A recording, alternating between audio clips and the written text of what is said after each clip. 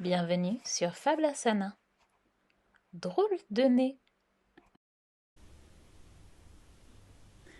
Bonjour les yogis. Aujourd'hui, nous allons vivre l'histoire de Drôle de nez. Mais avant de commencer, on va se dire bonjour façon yoga. On va mettre les mains l'une contre l'autre devant la poitrine et à 3, on va se pencher en avant et on va dire Namasté. 1, 2, 3.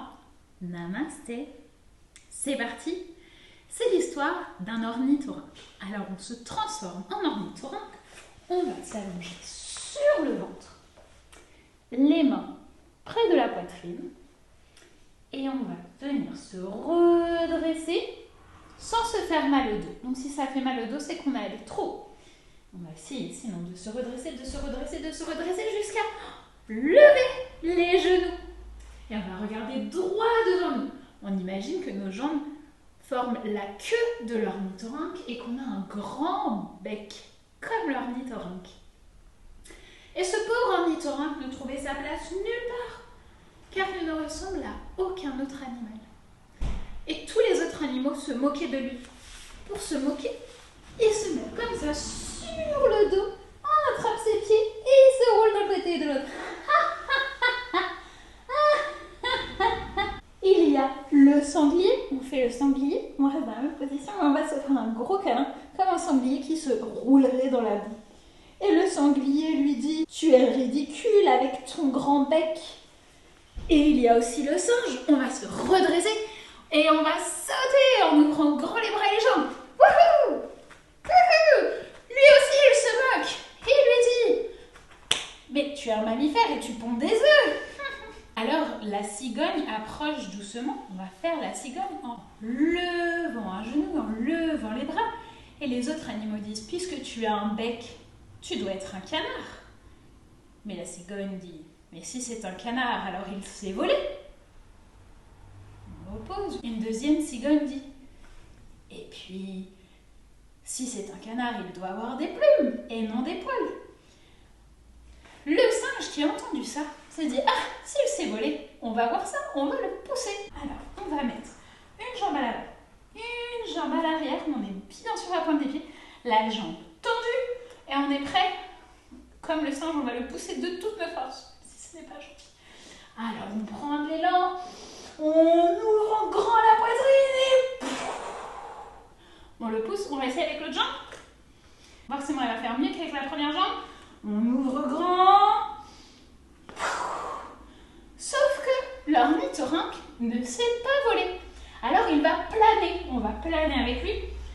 On laisse un pied Au sol, l'autre se lève à l'arrière et les bras le long du corps, qui suit la jambe qui est debout.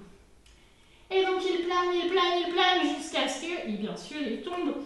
Alors on va tenter délicatement de mettre les mains au sol, et de se pencher en avant. On essaye, vu qu'au yoga on fait toujours tout des deux côtés, avec l'autre jambe. On essaye, on plane, on regarde loin devant soi pour garder l'équilibre. Et on met les mains au sol doucement. Et on plonge la tête la première dans l'eau. Dans l'eau, par contre, l'ornithorynque, c'est magique.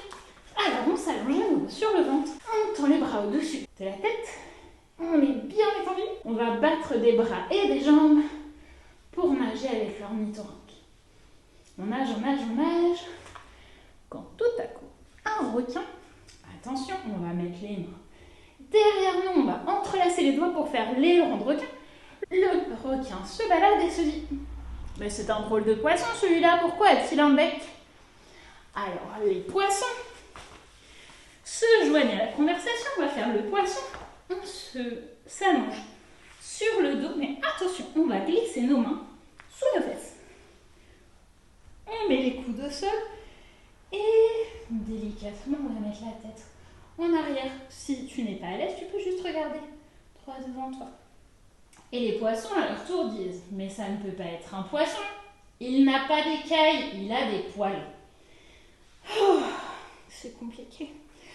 Alors tout doucement, l'ornithorynque remonte à la surface et tous les autres animaux continuent de se moquer de lui. Il se moque, on attrape à nouveau nos pieds allongés sur le dos. Il se moque. Il se moque tant et si bien que l'ornithorynque n'ose plus sortir. Alors il se cache, on se met en boule, assis sur les talons, et devant nous ou le long du corps. Et on se cache avec le pauvre ornithorynque. Il n'y a que la nuit qu'il ose sortir. On se redresse, il se nourrit de crabes. On va faire les pauvres petits crabes qui vont être dévorés par l'ornithorynque. On est assis sur les fesses, les mains derrière les fesses, les pieds au sol, et on redresse les fesses. Et on se déplace sur le côté comme un crabe. Encore une fois, de l'autre côté. Mais ce n'est pas une vie. Alors il décide de s'en aller. Pour trouver une meilleure vie ailleurs, on se redresse et on va aider l'ornithorynque à faire sa valise. On se penche en avant. On peut plier les genoux, avoir les jambes tendues si ça ne fait pas mal à l'arrière des jambes. Et on va aider l'ornithorynque à mettre ses affaires dans sa valise. Et il se lance dans un voyage jusqu'au bout du monde. D'abord, il doit prendre un bateau. On est assis sur les fesses. Les pieds sont au sol, genoux pliés, les mains derrière les fesses. Et on va venir lever un pied, deux pieds, un bras, deux bras. Et on prend notre bateau. On peut rester en équilibre ou alors peut-être que c'est un bateau qui a besoin de rames. Et on rame avec l'ornithorynque. Il prend d'abord un bateau. Quand il arrive de l'autre côté, sur la terre ferme à nouveau, il va prendre un train. On va rester assis, les jambes tendues, et on va tenter d'attraper ses genoux, ses tibias, ses chevilles, ou peut-être ses pieds. Et on va venir plier un genou après l'autre pour faire le train.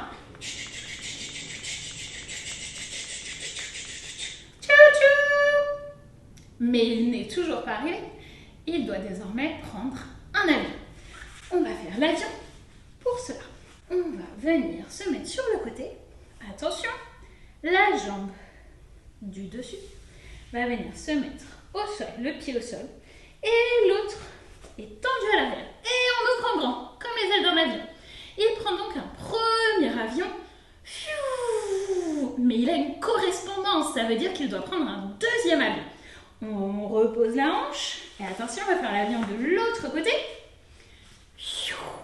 Et voilà. Il est enfin dans son dernier voyage. Il arrive dans un pays très étrange. Il y voit un espèce de lièvre géant. On vient se mettre sur la pointe des pieds et les mains pliées juste devant nous. On dirait un lièvre, mais il est vraiment géant. Bonjour. Qui es-tu? Je suis un kangourou. On peut sauter comme le kangourou. Ah d'accord. Et où sommes-nous? Tu es en Australie, mon ami. D'accord. L'ornithorynque. On va refaire la position de l'ornithorynque. En se mettant sur les mains et les pieds. Et on va essayer d'avoir tout le reste du corps soulevé. Et l'ornithorynque dit: est-ce que tu me trouves bizarre avec mon gros bec? Alors le kangourou dit: mais tu as déjà vu un koala? Il est là, toujours dans un arbre. Alors on va faire le koala qui est dans l'arbre. On a une jambe tendue, l'autre est pliée. Et on va venir l'entourer autour de notre jambe d'appui. Puis on va plier les coudes et on va mettre l'un en dessous de l'autre. Et on peut rester comme ça, ou si on est très à l'aise, on peut se plier un petit peu pour se rapprocher du sol, comme le koala, qui est confortablement installé dans son arbre, en train de manger de l'eucalyptus. Et oui, le koala aussi a un très gros nez. On fait le koala de l'autre côté. On entoure à nouveau sa jambe d'appui et on va venir mettre l'autre bras en dessous. Et si on est très à l'aise, on se baisse. Oui, d'accord. Faisons à nouveau l'ornithorynque. Hop, on appuie sur les mains et sur les pieds. Mais je suis un mammifère et je ponds des œufs, ce n'est pas courant ça. Alors, le kangourou lui dit que c'est aussi le cas de l'échidné. L'échidné ressemble au hérisson. Mais contrairement au hérisson, il pond des œufs. Pour faire l'échidné, attention, on va rester sur les genoux, comme à quatre pattes, on a avance les mains.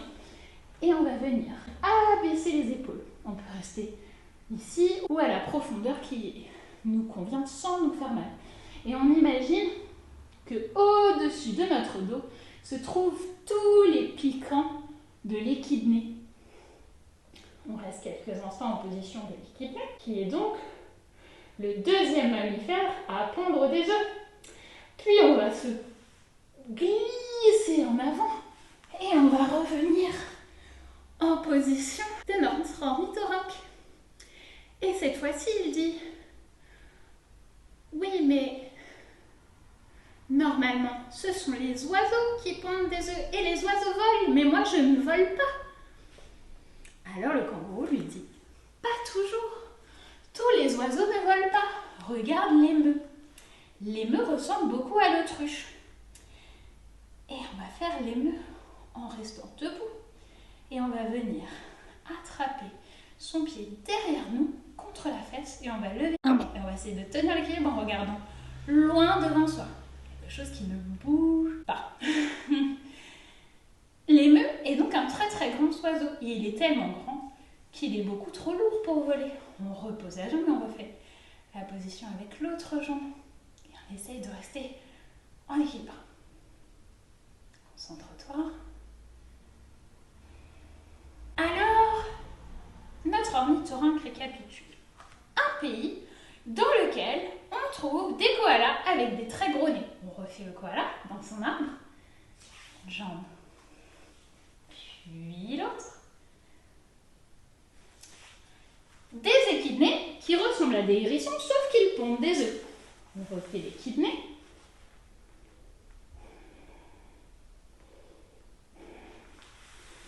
Des oiseaux tellement gros qu'ils ne peuvent pas voler, comme l'émeu.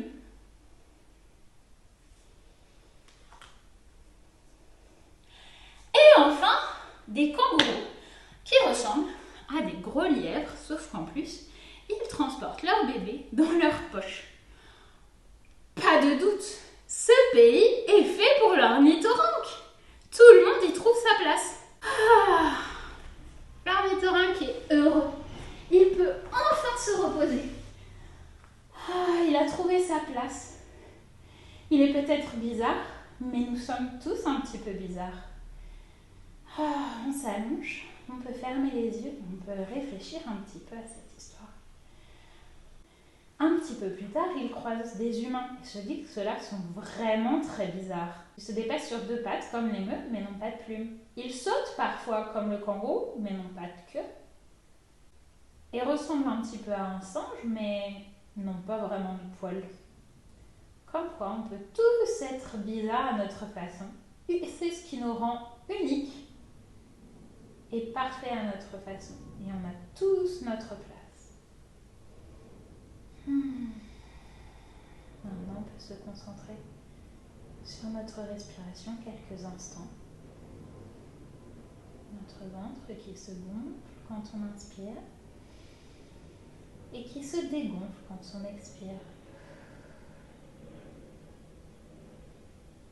On reste immobile comme cela quelques instants.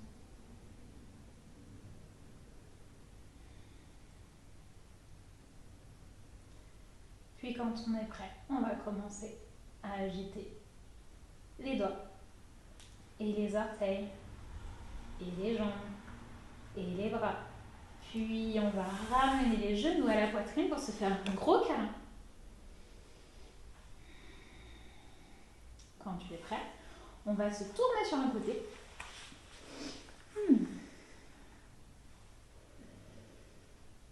Puis on va tout doucement se redresser dans notre position de départ. Si à un moment tu as ouvert les yeux, essaie de les refermer encore, juste le temps de te féliciter pour tous les beaux efforts que tu as fait pour vivre cette aventure.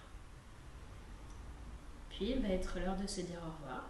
Alors on va mettre les mains l'une contre l'autre devant la poitrine. Et à 3, on se penche en avant et on dira namasté. 1, 2, 3, namasté. Tu peux ouvrir les yeux. Bonne journée, yogis! Tu peux retrouver le script de cette histoire, ainsi que les explications de chacune des positions sur fablasana.com, ainsi que plein de contenus sur Instagram @fablasana.